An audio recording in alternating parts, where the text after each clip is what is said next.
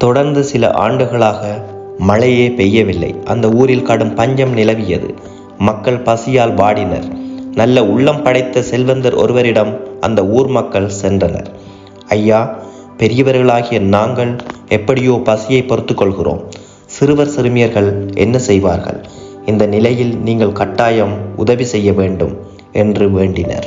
இளகிய உள்ளம் படைத்த அவர், இந்த ஊரில் குழந்தைகள் யாரும் பசியால் வாட வேண்டாம். ஆளுக்கொரு மோதகம் கிடைக்குமாறு செய்கிறேன்.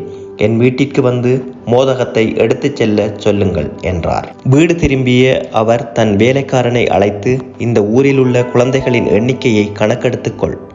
ஆளுக்கொரு மோதகம் கிடைக்க வேண்டும். கூடவும் கூடாது, குறையவும் கூடாது.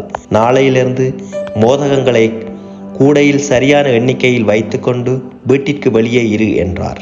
மறுநாள் வேலைக்காரன் மோதக கூடையுடன் வெளியே வந்தான். அங்கே காத்திருந்த சிறுவர் சிறுமியர் அவனை சூழ்ந்து கொண்டனர்.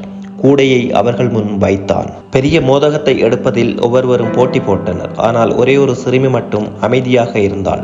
எல்லோரும் எடுத்து சென்றது போக மிஞ்சி இருந்த சிறிய மோதகத்தை எடுத்துக்கொண்டு அங்கிருந்து மகிழ்ச்சியுடன் சென்றாள் அவள். இப்படியே தொடர்ந்து 4 நாட்கள் நிகழ்ந்தது. எல்லாவற்றையும் கவனித்துக் கொண்டிருந்தார் செல்வந்தர். 5ஆம் நாளும் அப்படியே நடந்தது. எஞ்சியிருந்த சிறிய மோதகத்தை எடுத்துக்கொண்டு புறப்பட்டாள் அந்த சிறுமி.